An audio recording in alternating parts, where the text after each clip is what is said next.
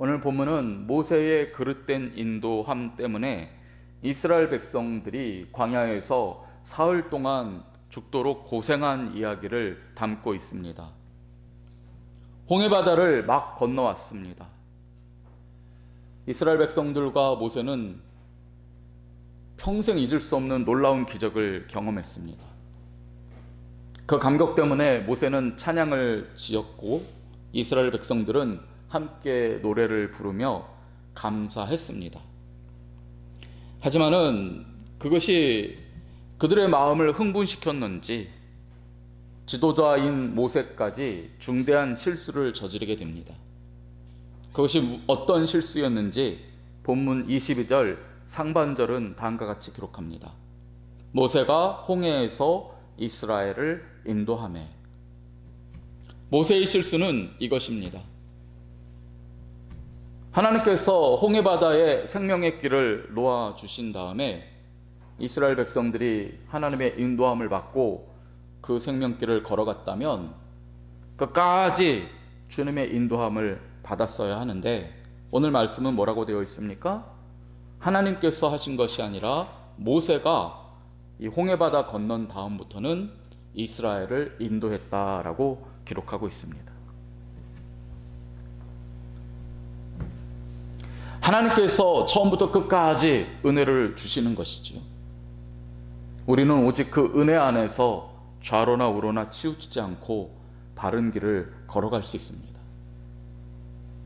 죽음의 바다에 생명길을 놓아주신 것만이 하나님의 은혜입니까? 우리가 아무리 쉬운 길을 걸어갈지라도 하나님의 은혜가 없다면 바르게 걸어갈 수 없는 것입니다. 모세는 그 사실을 교만 가운데 잊어버렸습니다. 광야를 통과해서 가나안 땅으로 들어가는 길은 하나님의 은혜가 없어도 자신이 충분히 인도할 수 있다라고 착각했던 것입니다. 사실 바다에 난 그 놀라운 기적의 길에 비해 보면 비록 광야로 가는 길은 편안한 길은 아니지만은 많은 사람들이 걸어갔던 길이고 충분히 모세가 인도할 만하다라고 생각할 그런 길이기는 했습니다. 이미 애굽에서 가나안 땅으로 들어가는 그 길은 오랫동안 이 두 나라의 교역로를 개척해 왔던 대상들에 의해서 길이 발견되었고 또 개척된 길이 분명히 있었을 것입니다. 그리고 가나안 땅으로 들어가는 길을 표시한 지도도 그 당시에 분명히 있었을 것입니다. 그러므로 그 길만 잘 따라가면 이스라엘 백성 중에 건장한 성인 남자는 이 빠른 길로 열흘 만에 가나안 땅으로 들어갈 수 있고 노인과 어린이라도 한 달이면 충분히 그 길을 걸어갈 수 있습니다. 무엇보다 모세가 어떤 사람입니까? 그는 광야에서 40년 동안 양을 치느라 뼈가 굵은 사람입니다. 광야길이 험하다 하지만 모세는 누구보다 이 길의 특성을 잘 아는 사람이며 만약 이 길에서 만나는 어려움이 있더라도 충분히 헤쳐나갈 수 있다라고 자신만만했습니다. 그렇기 때문에 홍해까지는 하나님의 은혜가 필요했지만은 이제부터는 내가 이스라엘 백성을 이끌겠다 그런 생각을 가졌던 것입니다. 하지만 우리가 분명히 알아야 될 사실이 있습니다. 세상 사람도 쉽게 건너가는 그 길이라도 심지어 왕의 대로처럼 잘 닦이고 안전한 길이라고 할지라도 하나님의 백성은 하나님의 은혜가 없으면 그 길조차 되도록 건너갈 수 없다는 사실입니다. 하나님의 은혜로 하나님의 자녀가 된 우리는 살아도 하나님의 은혜로 살고 죽어도 하나님의 은혜로 죽는 것입니다. 처음부터 은혜로 시작됐다면 저 영원한 하나님 나라 가는 그날까지 은혜만을 붙들고 살아가야 하는 것입니다. 내 지혜, 내 능력, 내 계획, 내 뜻대로 사는 것이 아닙니다. 필요하면 하나님의 은혜로 살고 쉬운 길 같으면 내 마음대로 사는 길이 믿음의 길이 아닙니다. 아무리 쉬워 보여도, 아무리 내가 드러날 것 같아도 나는 십자가에서 못 박고 주님이 살아나게 하시는 길, 그 길이 믿음의 길인 것입니다. 모세는 교만에 빠졌습니다. 그 사실을 잊어버렸습니다. 그 결과 어떻게 되었는지 22절 하반절은 다음과 같이 기록합니다.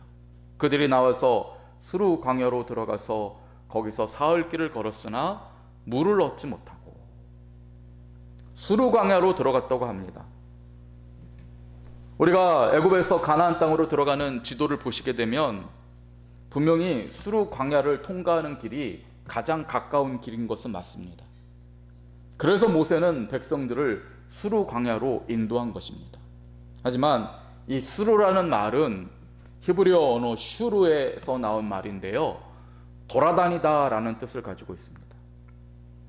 가장 짧은 길인 것 같지만은 이 광야에 들어섰던 사람들은 길을 제대로 찾지 못해서 계속 돌아다닌 역사가 있기 때문에 수르라는 이름이 붙어 있습니다.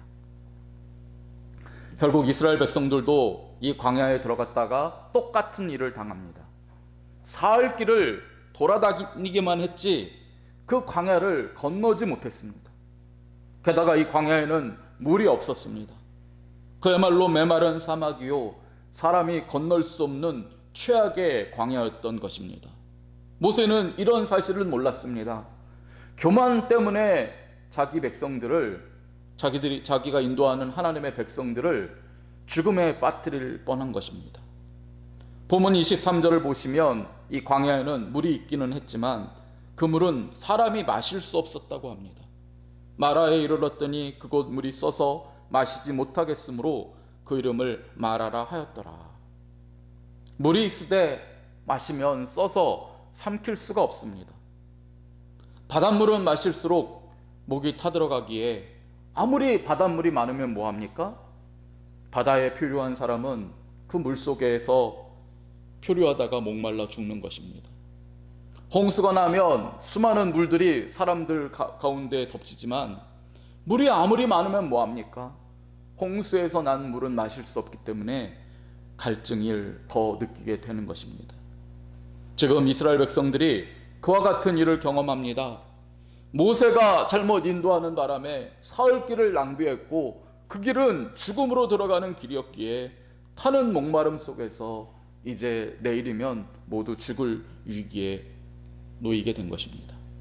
그러자 이스라엘 백성들은 더 이상 참지 못하고 본문 24절을 보면 원망합니다. 백성이 모세에게 원망하여 이르되 우리가 무엇을 마실까 하며, 죽음과 같은 사흘을 걷다 보니 이제는 모세를 원망할 수밖에 없습니다. 죽음이 코앞으로 다가왔습니다. 저는 이 말씀을 묵상하다가 하나님이 인도하시는 삶을 거부하고 내 힘으로 인생길을 걸어가는 사람들의 인생이 그와 같다 하는 생각을 했습니다. 세상 사람들은 누구보다 열심히 살아갑니다. 하지만 그 삶을 가만히 들여다보면 어떻습니까? 보람이 없습니다. 수르 광야를 계속 맴돌던 이스라엘 백성들처럼 날마다 다람쥐 쳇바퀴를 굴리듯 열심히 뭔가를 하는데 결국에는 모두 멸망으로 들어갈 뿐입니다.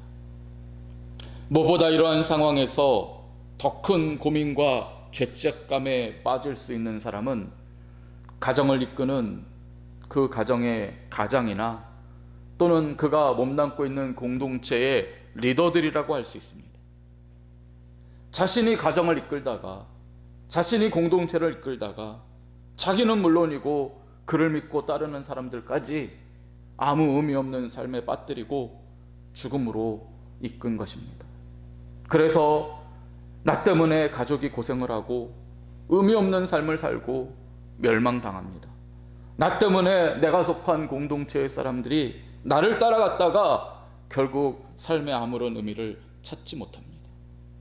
그리고 그것이 눈에 보이게 되면 어쩌자고 나를 이곳으로 이끌었느냐 원망도 하게 되면 그럴수록 지도자는 중압감이 더하고 무거운 짐 가운데 고민하게 됩니다. 그때 흔히들 지도자가 하는 생각은 이것이죠. 내가 이 사람들을 어떻게 바르게 이끌 수 있을까? 내가 제대로 바른 길로 인도하고 있는가? 어떻게 해야 할까? 저도 한때 이런 고민을 한 적이 있습니다. 못난 아비를 만난 내 자식들이 어떻게 잘 먹고 입고 우리 딸들을 어떻게 가르칠 수 있을까 고민한 적이 있었고, 부족한 목회자인 내가 어떻게 우리 성도들을 제대로 인도할 수 있을까 고민하기도 했습니다. 하지만 오늘 말씀을 보면 이 고민은 근본적으로 잘못된 고민입니다. 왜 그렇습니까?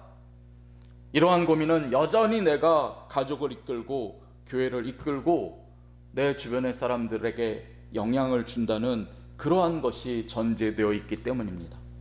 성도 여러분, 내가 인도하는 것이 아닙니다. 하나님께서 인도하시는 것입니다. 우리의 역할은 인도자의 역할이 아니라 주님이 잘 인도하실 수 있도록 돕는 역할일 뿐입니다. 농구에서 공을 골대에 넣을 때 지켜야 할 중요한 원칙이 있다고 하죠. 그것은 왼손은 거들 뿐이라는 원칙입니다. 공을 골대로 던져 넣을 때 그 방향과 세기를 결정하고 공을 던지는 손은 오른손입니다. 물론 왼손도 그 공에 손을 대고는 있지만은 그 손은 그저 함께 할 뿐입니다.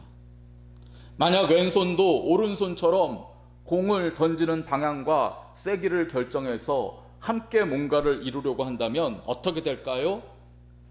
그 공은 날아가는 순간 방향을 잃게 될 것이고 골대로 들어가지 않고 엉뚱한 곳에 떨어지게 될 것입니다.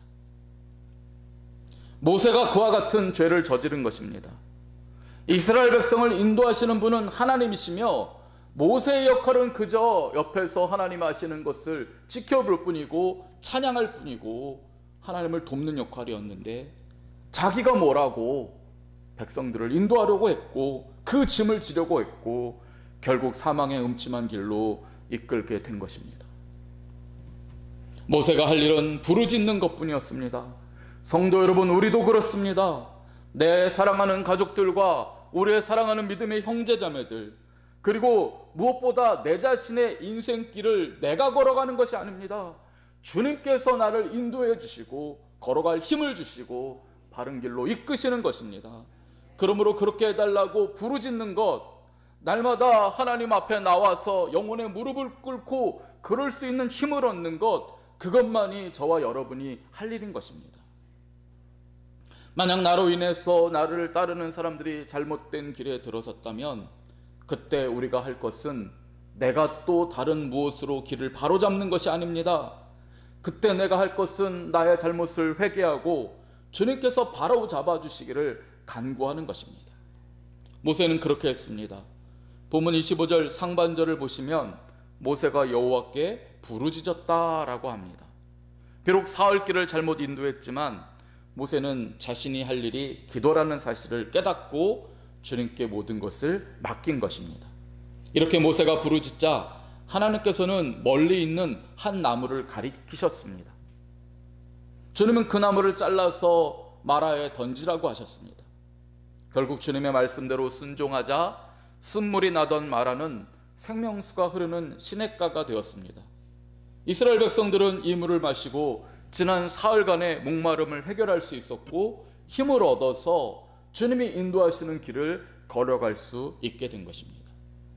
그런데 이 말씀에서 주님이 가리키신 나무는 히브리어로 에츠입니다. 성경에는 이 에츠, 나무라는 단어가 사용되는데 대부분 이 나무는 생명을 가리킬 때, 뭔가 구원을 가리킬 때, 하나님께 헌신을 가리킬 때, 그 헌신을 통해서 인생의 보람과 삶의 열매가 나타날 때를 상징하는 단어로 사용되고 있습니다. 창세기 1장에 보면 이 나무는 열매 맺는 나무를 가리킬 때 사용됩니다. 창세기 2장을 보면 이 나무는 생명나무를 가리킬 때, 선악을 알게 하는 나무를 가리킬 때 사용됩니다. 창세기 21장을 보면 아브라함은 이 나무를 심고 거기서 영원하신 여호와 하나님의 이름을 부르고 예배드렸다는 기록이 나옵니다. 창세기 22장을 보면 아브라함은 이 나무, 자라난 나무를 베어서 이삭을 하나님 앞에 사랑의 예물로 드릴 때 사용하려고 했다는 기록이 나옵니다. 창세기 23장을 보시면 아브라함의 아내 사라가 죽는데 그 죽음의 무덤 굴 주변에 생명의 나무들이 자라고 있었다는 그런 기록이 나옵니다. 이것만 봐도 성경은 이 나무, 액츠를 기록할 때 항상 구원의 이미지, 생기의 이미지, 인생 가운데서 의미 없었던 삶이 아니라 보람과 열매를 일으키는 그런 이미지로 사용하고 있다는 것을 알 수 있습니다. 그 이유는 분명합니다. 성경에 나오는 이 나무는 바로 십자가에 달리신 예수 그리스도의 은혜를 그림자로서 드러내는 것이기 때문입니다. 우리 주님은 이 나무가 사람을 가장 잔인하게 죽이는 형벌의 도구 십자가가 되었을 때조차도 그 나무에서 당신의 생명을 주시고 저와 여러분의 삶을 변화시켜 주신 것입니다. 아무런 보람 없고 죽을 수밖에 없었던 우리의 인생을 당신은 그 나무에 달려서 생명을 주심으로써 주 예수를 의지하고 주님의 은혜를 힘입는 우리의 삶에 참 보람과 열매가 가능하도록 바꾸어 주신 것입니다. 그러므로 오늘 본문에서 하나님께서 부르짖는 모세에게 던지라고 하셨던 그 나무는 바로 우리 주 예수 그리스도의 은혜를 상징한다고 할 수 있습니다. 모세는 자신의 교만을 내려놓고 주님의 은혜를 구했습니다. 그러자 주님의 은혜가 임했습니다. 예수 그리스도의 그 은혜가 임했고 드디어 광야와 같은 인생길에서 벗어날 수 있게 된 것입니다. 성도 여러분, 우리도 그래야 할 줄을 믿습니다. 우리도 주님의 은혜를 간구해야 할 줄을 믿습니다. 그래야 우리의 가족들이, 우리의 사랑하는 믿음의 형제 자매들이, 그리고 사랑하는 사람들이 삶의 의미를 찾게 될 것이고 메마른 인생길 가운데서 생명수 되시는 예수 그리스도를 누리게 될 것입니다. 이 시간 우리가 참으로 간구함으로써 우리와 우리의 사랑하는 사람들이 경험해야 되는 쓴물이 단물이 되고 방향하던 광야길이 주님의 진리 안에서 생명길이 되시도록 기도하는 저와 여러분 되시기를 주님의 이름으로 축원드립니다. 아멘. 기도하겠습니다. 주님, 모세의 교만이 이스라엘 백성들을 헛되고 메마른 길로 인도한 것을 통해서 우리가 혹시 교만하지 않는지, 내 뜻대로 살려고 하고 내 뜻대로 사랑하는 사람들을 이끌려고 했던 것은 아닌지 깨닫게 하여 주옵소서. 모세처럼 우리가 할 일은 주님 앞에 부르짖는 것임을 알게 하여 주시고 이 새벽에 부르짖을 때에 우리의 인생이 구원의 길로 변화되게 하여 주시고 우리의 사랑하는 사람들이 마라에서 단물을 경험한 것처럼 은혜받게 하여 주시고 그들도 참으로 우리의 기도를 통하여서 놀라운 은혜를 경험하게 하여 주옵소서. 생수의 근원 되시는 예수님 이름으로 기도드립니다. 아멘.